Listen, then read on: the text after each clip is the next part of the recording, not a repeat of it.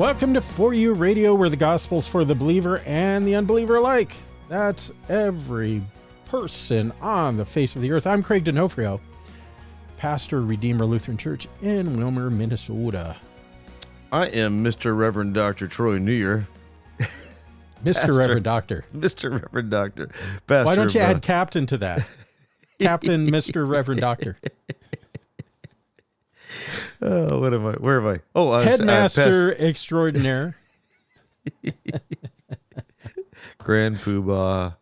Yes. And I happen to be, anyway, pastor of St. Peter's Lutheran Church in Shaker Heights, Ohio, right? Yeah, that's where I am. Yes. And soon to be St. Peter's Lutheran Church and school soon. Yeah. That's what we are working on even now.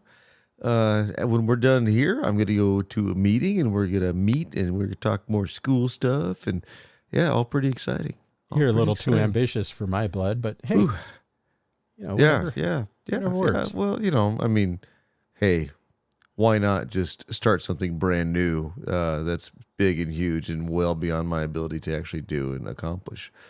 Well, yeah. I mean, it keeps you from getting bored. So you got that going for you. Well, I could either do that. I mean, now that I'm done with my schoolwork, I could either start a school or just do nothing, and heaven forbid I do nothing, right? I would, I will not incriminate myself by commenting, actually.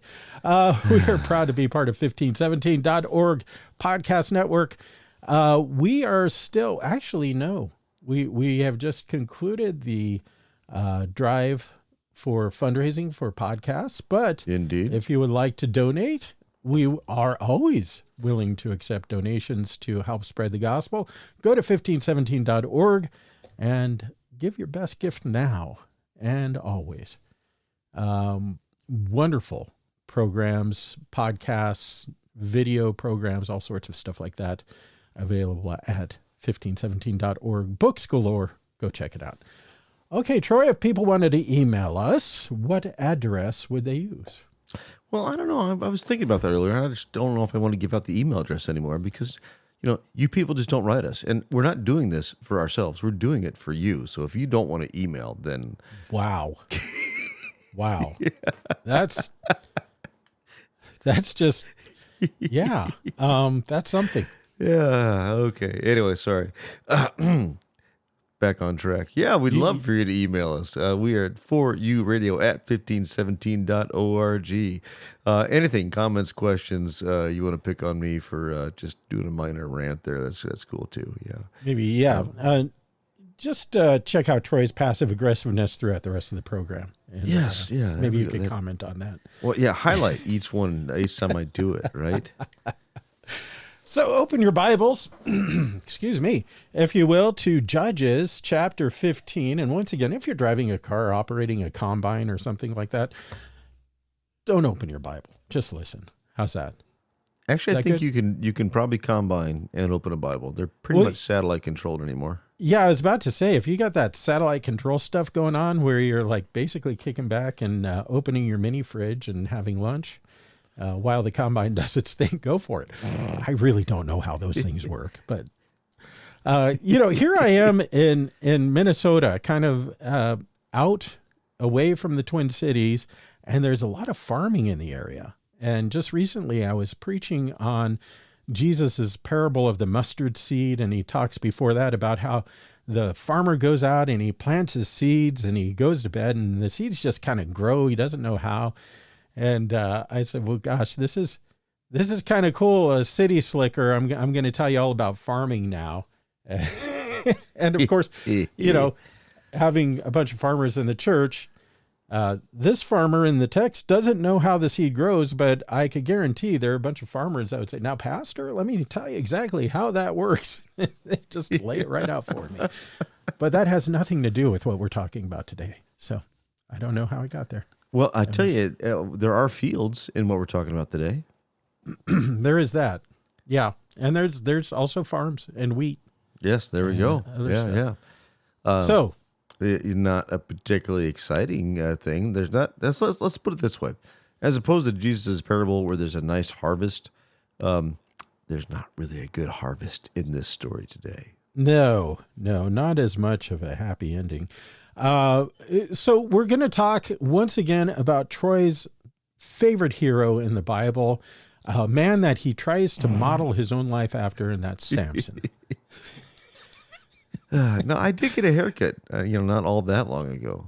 But that beard's getting mighty long. It's getting out of control. So you'll understand more of how broken Troy is as we get into chapter 15. Wow. Here. Okay, and you accused me of being passive aggressive. Okay, fair enough. No, I'm just aggressive. There's nothing passive about it. Okay, so after some Samson. days, Yeah. at the time of the wheat harvest, Samson went to visit his wife with a young goat. He keeps weird company, just like Troy. I don't know what that's all about. And he said, proof, Troy hangs out with me. And he said, I will go in with my wife in the chamber. But her father would not allow him to go in. And her father said, I really thought that you utterly hated her, so I gave her to your companion. Is not her younger sister more beautiful than she? Please take her instead. Let's stop there. There's a lot going on in 2 whole verses here. Yeah, I'll say this is a bridegroom, 101. This is how you act. This is also a father-in-law 101. It's just a great parenting example. I mean, when so many times we read the Bible, we just don't realize it has these life lessons. Well, we have to go back one chapter basically and say, what's going on here? Right. Yeah. Samson left in a tiff. To put it mildly. Yeah. Yes. And he basically left his wife standing at the altar, as it were. And now he comes back. There was this whole thing about him putting forth this riddle, and it was kind of an inside joke riddle only to Samson, which is unfair. Kind of like me asking you at home, how many fingers am I holding up right now? You can't see. So then all of a sudden, at the last hour before he would either have to give them 30 garments or they would have to give him 30 garments. His fiancée got him to tell her, and then she told them, because they said, well, we're going to burn you in your house if you don't tell us. And so he then lost the bet because she told them, and he went and killed 30 guys and took their clothes and said, here, have 30 garments. And he left in a snit after that. In a snit, in hot anger. Yes. Yes. And so he basically left his bride at the altar, as it were. Okay. And the best man did what the best man is supposed to do, and that's step up and be the better man.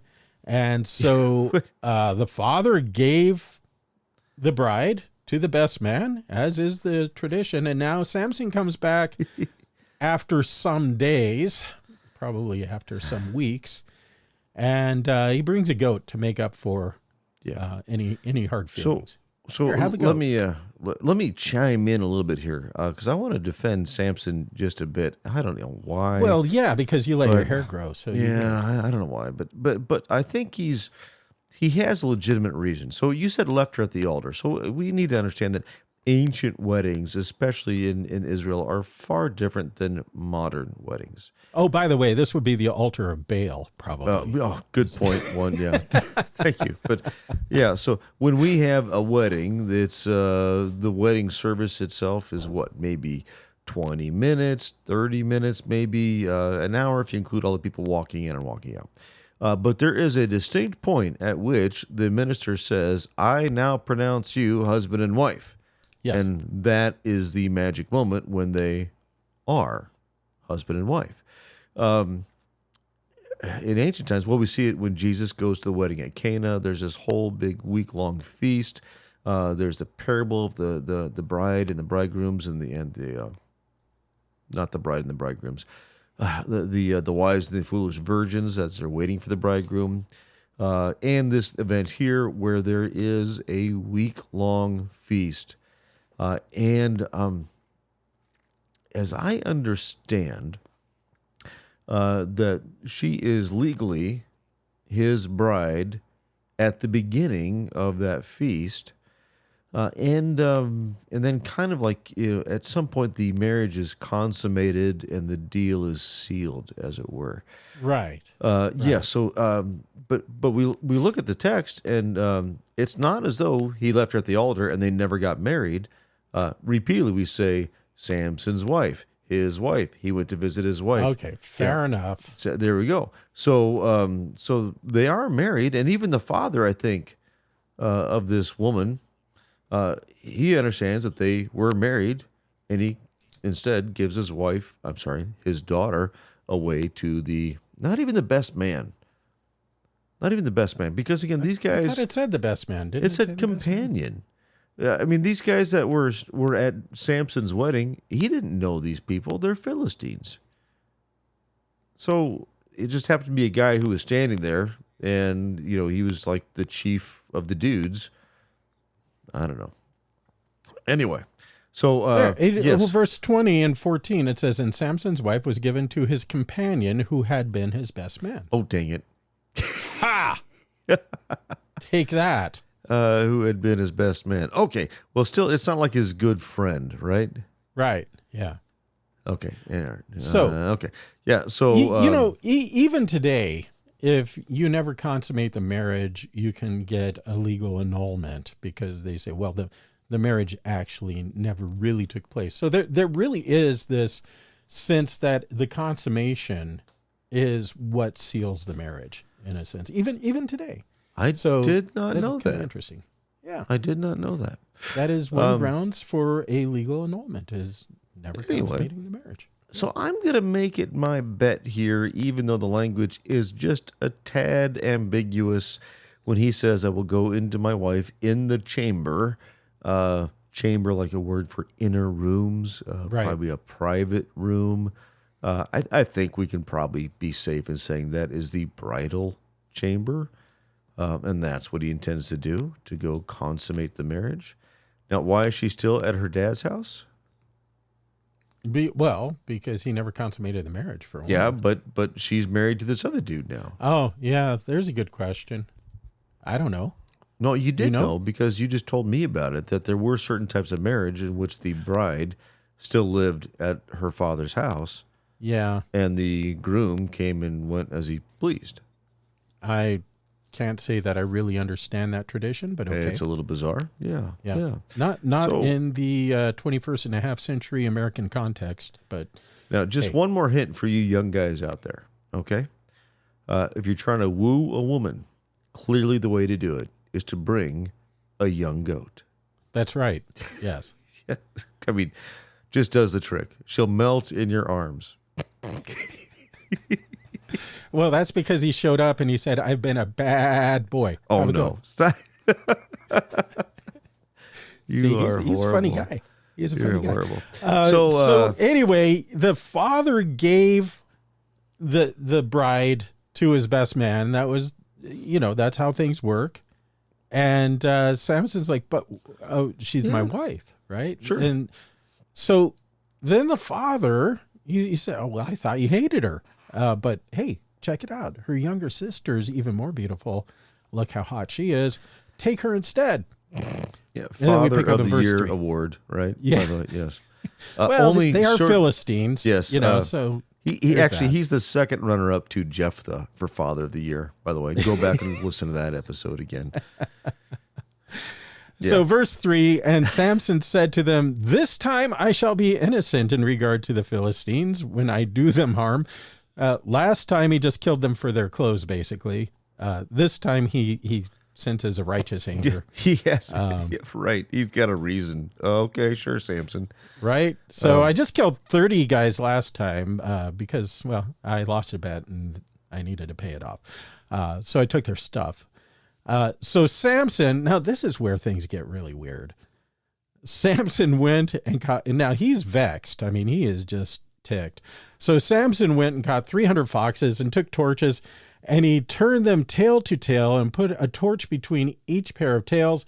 And when he had set fire to the torches, he let the foxes go in the standing grain of the Philistines and set fire to the stacked grain and the standing grain, as was as well as the olive orchards. Now, we'll stop there at the end of verse 5.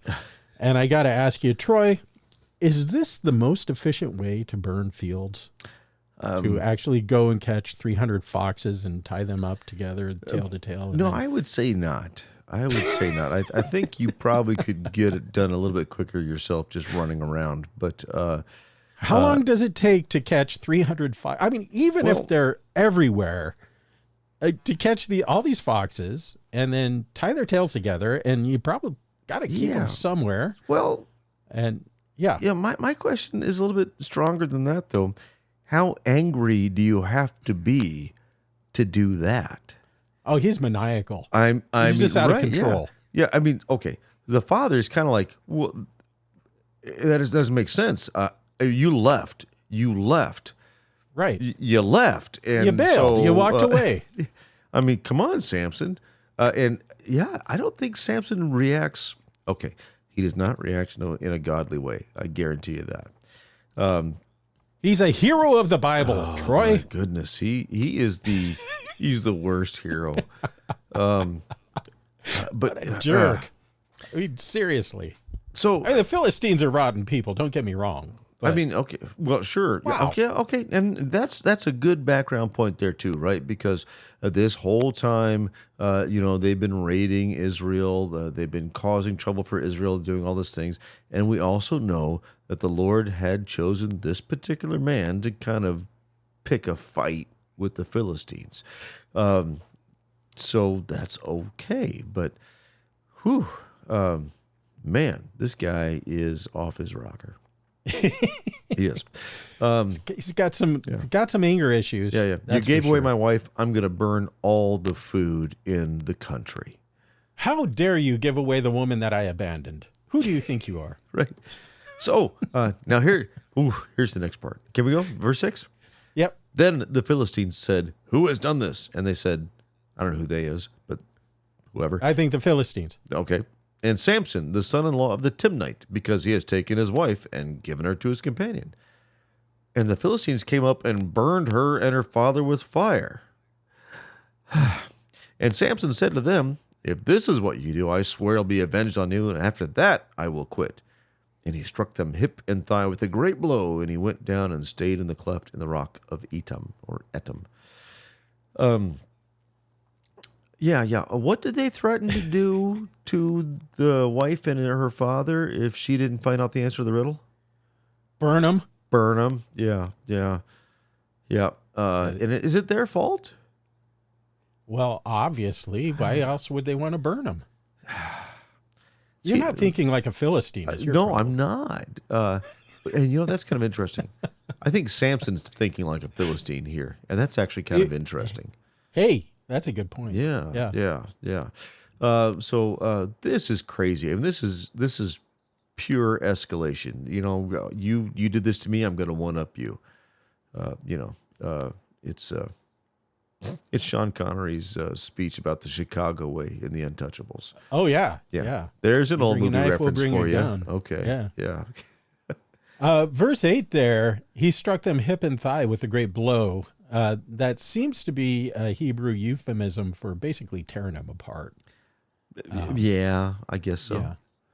Yeah. It's a weird saying, but okay. Yeah. So then he hung out up at the rock.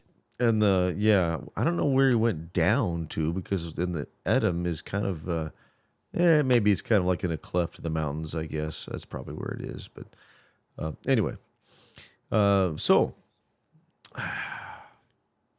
Verse 9, move on? Anything else? I guess, so Samson's willing to call it quits right there, right? I swear I'll be avenged on you, and after that I will quit. And he does this, and he says, okay, I'm just going to go hide out in this rock now. But the Philistines can't leave well enough alone. Verse 9. Okay, so there how many Philistines here? Doesn't say. We don't know yet. It was the 300 foxes. That's where I got 300 from, was the foxes. Okay. Yeah. So then the Philistines came up and encamped in Judah and made a raid on Lehi. And the men of Judah said, "Why have you come up against us?" They said, "We have come up to bind Samson, to do to him as he did to us." Then 3,000 men of Judah went down to the cleft at the rock of Etam and said to Samson, "Do you not know that the Philistines are rulers over us? What then is this that you have done to us?" And he said to them, "As they did to me, so I have done to them." They said to him, "We have come down to bind you, so we may give you in the hand of the Philistines." And Samson said to them, "Swear to me you will not attack me yourselves." They said to him, "No, we will only bind you and give you into their hands. We will surely not kill you." So they bound him with 2 new ropes and brought him up from the rock. Okay. So again, I think pretty straightforward there, but let's catch some of the nuances there. The men of Judah, these are men of the tribe of Judah, 3,000 of them, and they proclaim, these Israelites proclaim that the Philistines are their rulers. Right. Not the Lord, not Yahweh. The Lord our God is apparently not with us anymore. These other people rule us. God doesn't rule us. The Philistines rule us.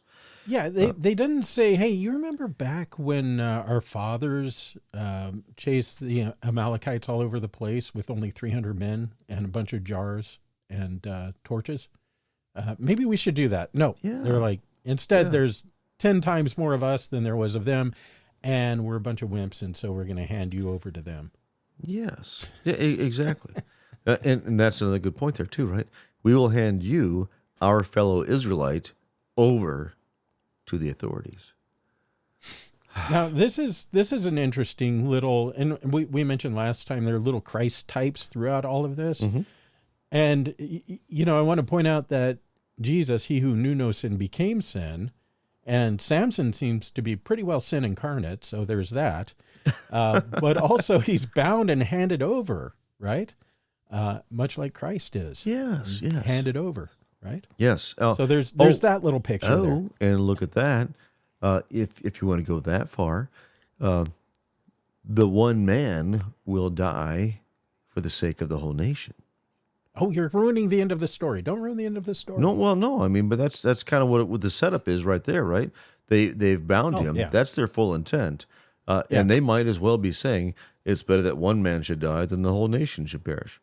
Right? And we're not going to kill you, but we'll hand you over so that another good point, the right? Israelites or the yes, the Gentiles rather. Yes, the Gentiles, exactly. Yeah. Yeah. So very interesting, and again, we underscore the fact that Samson is, he is not a role model at all.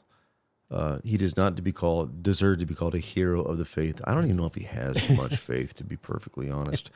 And yet the Lord is using him, and we see these little foreshadowings of Christ even in this guy. Yeah, So, this is one of those things where the judges just keep getting worse and worse and worse. And we're really scraping the bottom of the barrel with old Samson here, but okay. Yeah. Okay. So, verse 14. We won't kill you. Yeah, verse 14. Yeah. So they won't kill him, but we'll bound you. And new ropes, by the way, 2 new ropes that'll come into play in the next chapter or chapter after that. I forget which one. But anyway, when he came to Lehi, the Philistines came shouting to meet him. Then the Spirit of the Lord rushed upon him, and the ropes that were on his arms became as flax that has caught fire, and his bonds melted off his hands. And he found a fresh jawbone of a donkey, and put out his hand and took it, and with it he struck 1,000 men. And Samson said, "With the jawbone of a donkey, heaps upon heaps. With the jawbone of a donkey have I struck down 1,000 men." And as soon as he had finished speaking, he threw away the jawbone out of his hand, and that place was called Ramath Lehi. Again, I think fairly straightforward there, right? Hill of the jawbone. Okay, Ramath Lehi. There you go. There's Hill of the Jawbone, which makes sense. I mean, you can almost tell, how it got its name, right? But that little interesting little tidbit that the ropes on his arms became as flax that has caught fire. We're also going to catch that same sort of phrase again later in the next chapter. And not having any flax with me, I do understand though that basically it just kind of snaps. Okay, falls apart easily. Yeah, exactly. And again, the Spirit of the Lord is upon him. So he is supernaturally strengthened to take it to these Philistines. Yep. So Yeah. God is using this guy to deliver Israel from the hand of the Philistines. Yes. Yeah. Once again, God uses broken individuals, extremely fallen and broken individuals for his own purposes. And so there's hope for Troy as a pastor. Oh, and thank me you. too. There you are, being aggressive again. Thank you. Okay. Yeah, as far as I know, there was only one perfect servant of the Lord ever, as far as I know. That would be Jesus. That would be Jesus. Yep, there you go.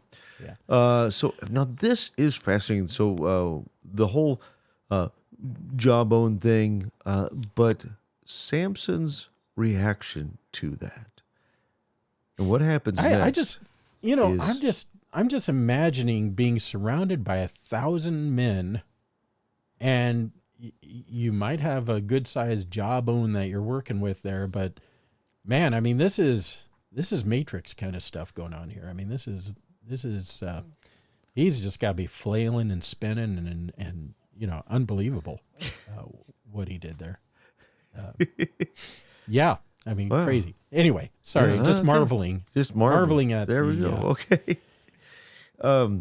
So the gratuitous violence, as it were. So listen to the variations of what's going to happen here in the next. Just kind of catch all the different little, let's say, ironic things, the nuances.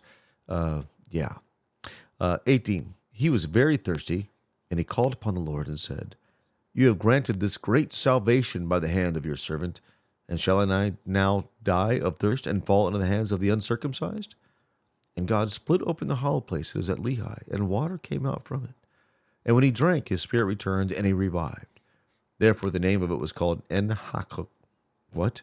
En-Hakor. It is at Lehi to this day. And he judged Israel in the days of the Philistines 20 years. That means the spring of him who called. En-Hakor. Okay, very good. Yes. Thank you.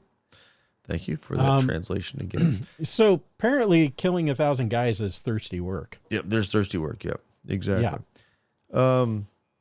So I want to go with some really neat and I think positive stuff here. Okay. We get some pretty strong indications that Samson is like the new Moses. All right. What happened when Moses led the people up out of Israel and they said, "Oh, we're thirsty. We need water."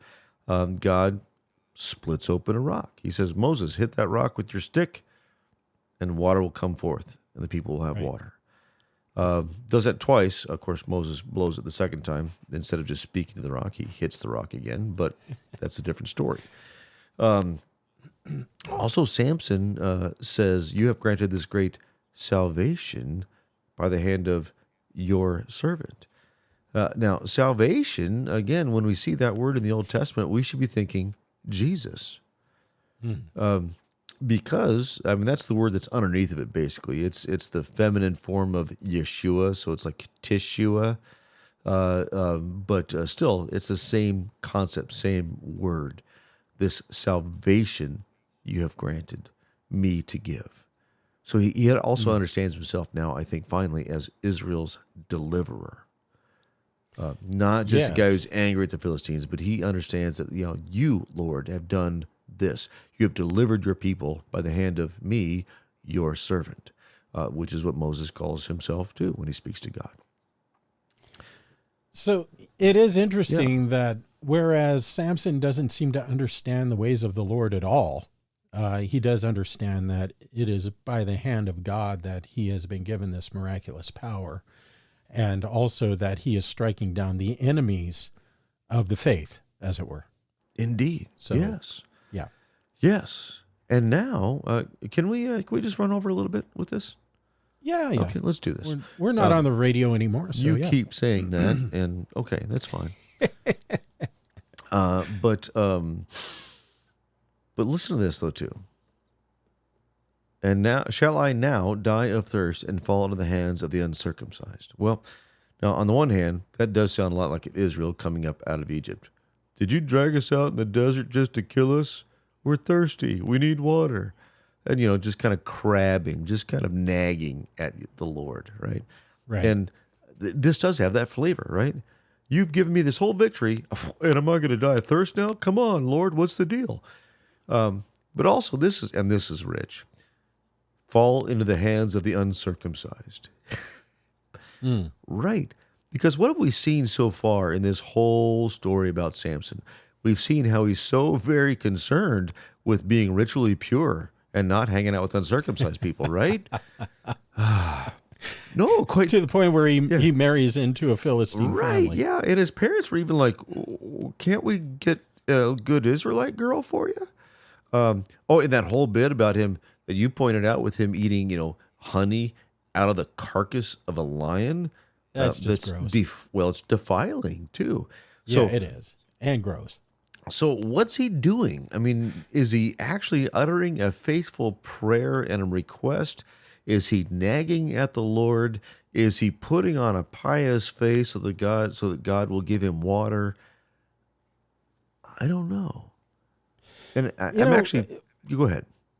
Well, once again, looking for little nods to Christ, you think of Jesus on the cross when he says, "I thirst." And Samson has been about salvific work here, not in the same way that Jesus goes about his salvific work, but he is delivering God's people from the hands of evil people. And so now he says, "I thirst," and God provides, right? Well, there you go. Right. And so I think we end up looking much more firmly at Christ than at Samson. But even if we look at Samson, I'm willing to say that this prayer is a mixed bag. That it is partly faithful, partly pious, partly selfish, just kind of like Samson himself seems to be. Well, I think with that we can call it quits for today, but tune in next time because we'll find Samson being really stupid. Even Not more. Like he hasn't been already. Yeah, who knew? Anyway, until next time, may the Lord bless you and keep you. We'll see you.